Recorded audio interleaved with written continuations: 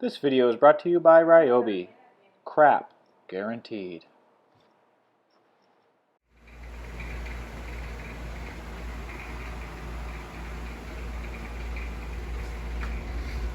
I don't think this thing stayed together more than a month. All right.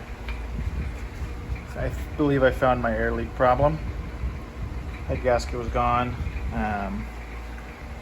When I first got it, I had some running issues. It turned out that the head bolts were loose.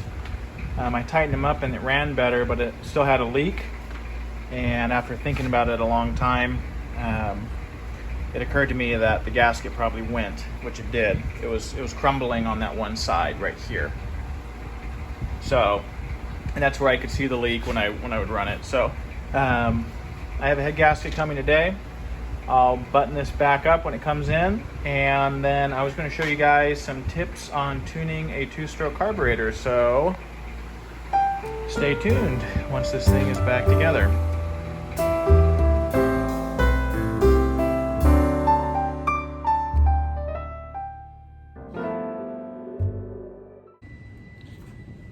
All right, I'm going to do a little brief classroom session with you guys. And this is just for average Joes who just want to make sure that their two-stroke stuff is running healthy. There's a lot of videos on how two-stroke carburetors work and everything. When it comes to tuning, I have that Ryobi CS30. I'll be showing here in a second.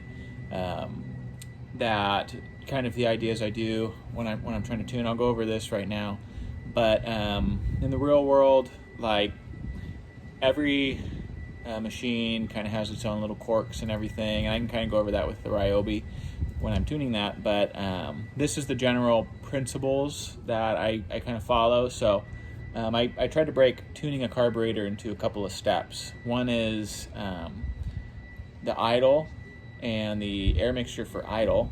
That's where I start. 2 is the response. So as soon as you hit the trigger, and I think this is where a lot of people have problems, is that is the engine cutting out? Is it not accelerating quick enough? They call it bogging out. It's when it's a lean condition. So when you hit the gas and it seems to die, there's that. So we'll try to kind of keep in mind on that. And then what happens when you have it at wide open throttle? Because that's going to determine the longevity of that engine. So here's kind of a simple design of a carburetor. I have the throttle plate, and I'm going to show them closed right now, and the choke.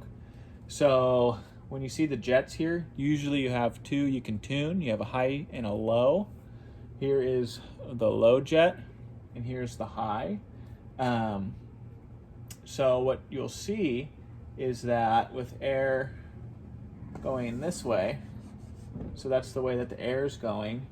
With the choke shut, you have both high jet and low jet. So when you're tuning, or when you're starting a two-stroke, when you have the choke closed, you always have the throttle partially open, like this. And what that does is it creates the vacuum to take from both the high and the low. So that's essentially the function of the choke. It adds the most amount of fuel possible upon startup. So what we'll do is now we'll go to idle. So now you've started it, and we have the choke open, and then we have the throttle shut. So the way the carburetors work, it's going to be off vacuum. So the vacuum's over here from the cylinder going up and down. We'll just use, it's called a direct drive piston. So the piston itself is causing the vacuum. So as it moves up, it creates a vacuum at the bottom of the crankcase, and that's what draws fuel from the low jet. So here's the low jet. So at idle, you only have fuel coming out of the low jet.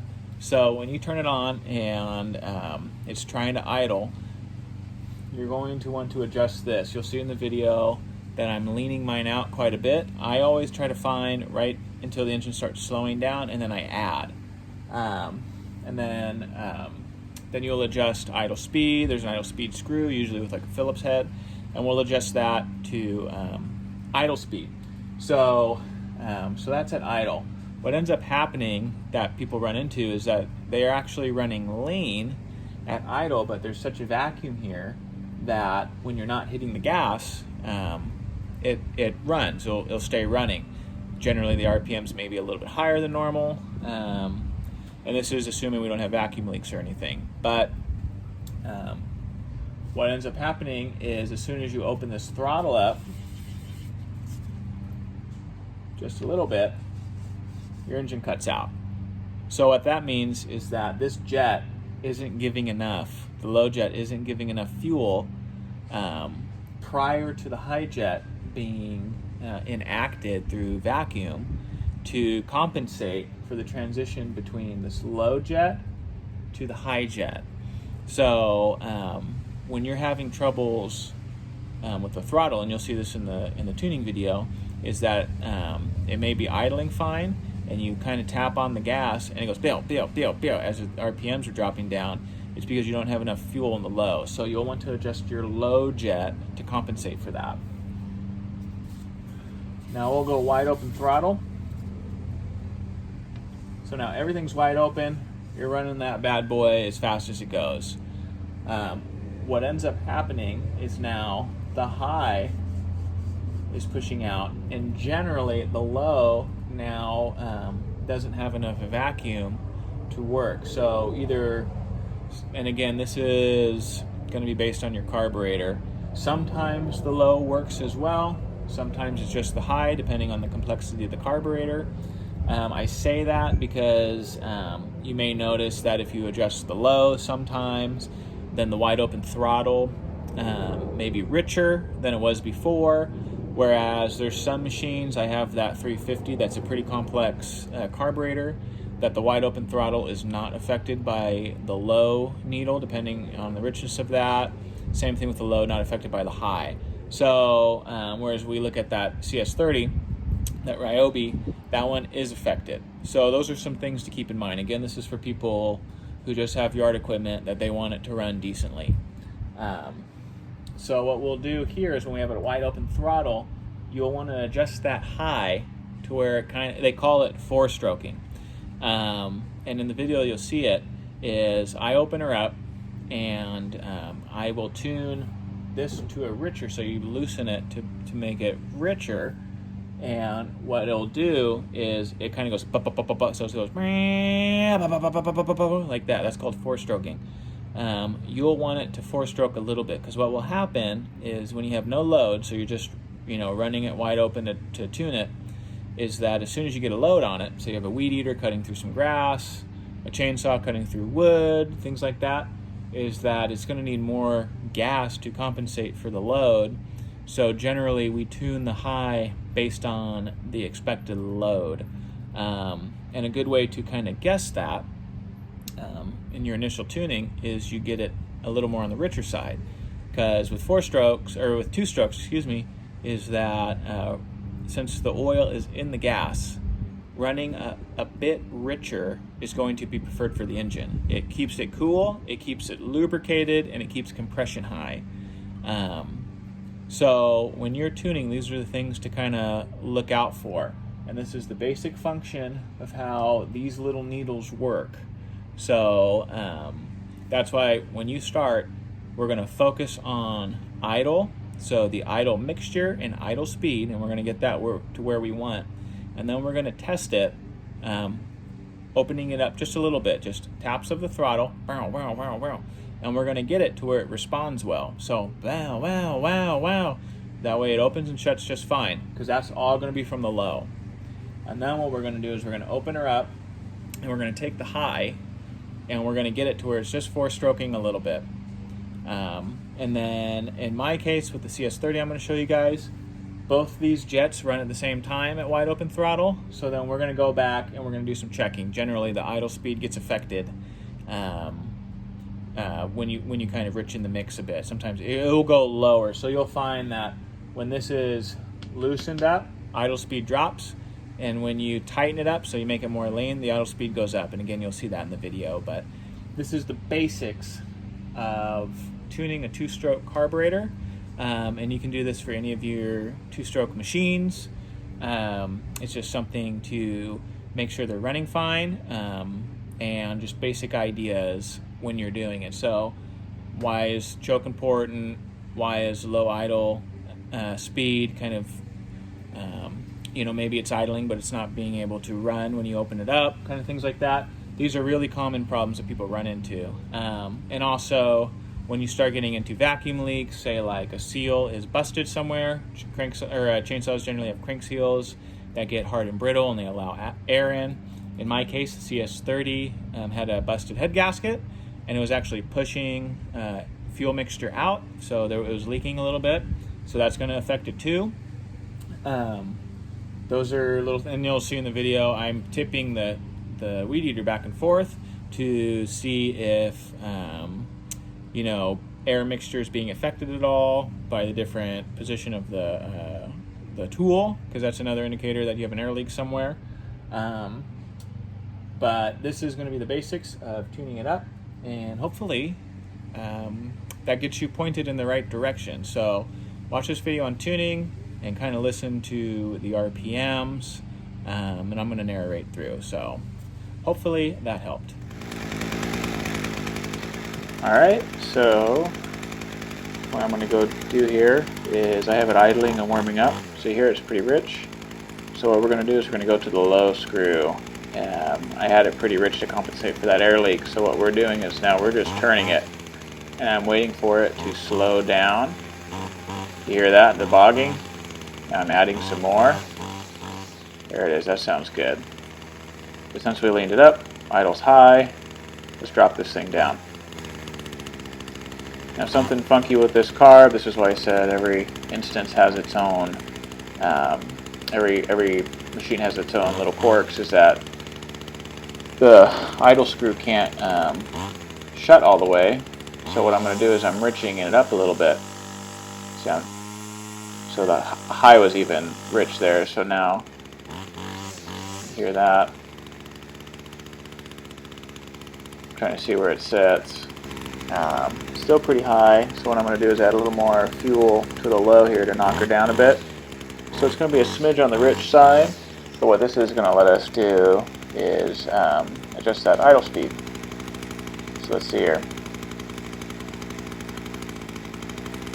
So I'm bumping it up just a smidge and then back off. Let's see where she's at, see where she sits. Feeling it, that's good. Exhaust coming out. That's a really consistent idle right there, so that's something you're aiming for.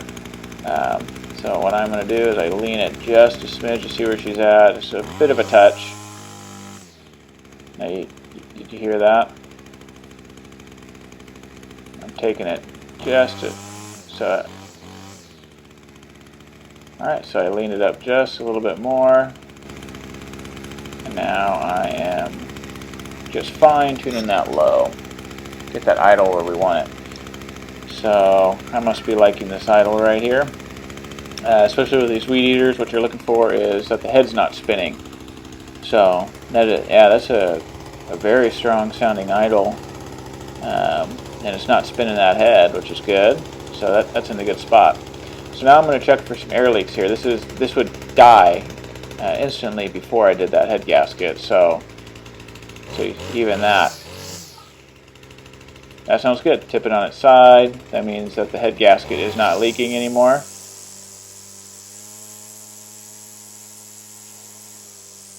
Sounds nice and consistent through all the range. Again, I'm tipping on its side to see if it stalls out, and it doesn't even fluctuate. That's excellent. So that's what you're looking for when you're going for a tune. In this case, this carb likes to be a little more on the rich side, and like I said before, both the high and the low kind of run at the same time when you're wide open throttle. So if you're adjusting the low, you're going to want to check the high again. So you see there, the head stops. Wonderful. And what I'm doing is I'm just letting it kind of idle here. I'm listening for any sort of fluctuations in RPM. If you hear that is a crisp idle, a lot of compression.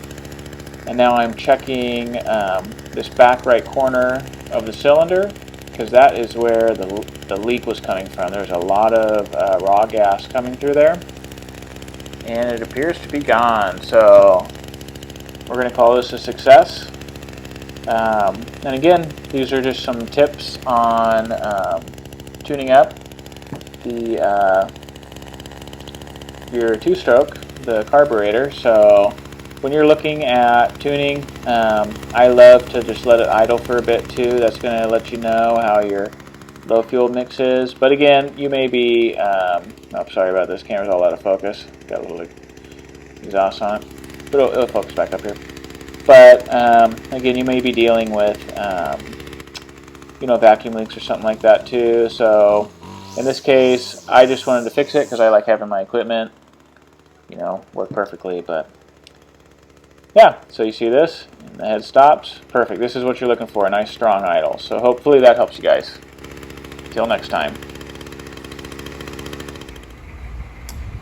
Also, if anyone's ever curious why the two-stroke piston, you always hear that the piston has to face a certain way. It usually has an arrow that indicates direction, which I don't really see on this one here.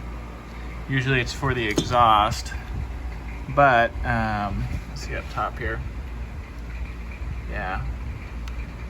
So if I didn't already know this, I'd probably wonder just why it was done this way, but all two-stroke pistons, where the piston ring comes together, there's a little notch right here. So this has two rings on it, and you can see the other one right there. Those always face the intake. So if you ever are curious as to why there's a direction when it doesn't look like there's really any difference, it's those. So if you ever take one apart, and you want to check it out, these little notches for the rings are always facing the intake because the exhaust is that way. So just thought it was something interesting if you didn't already know. So.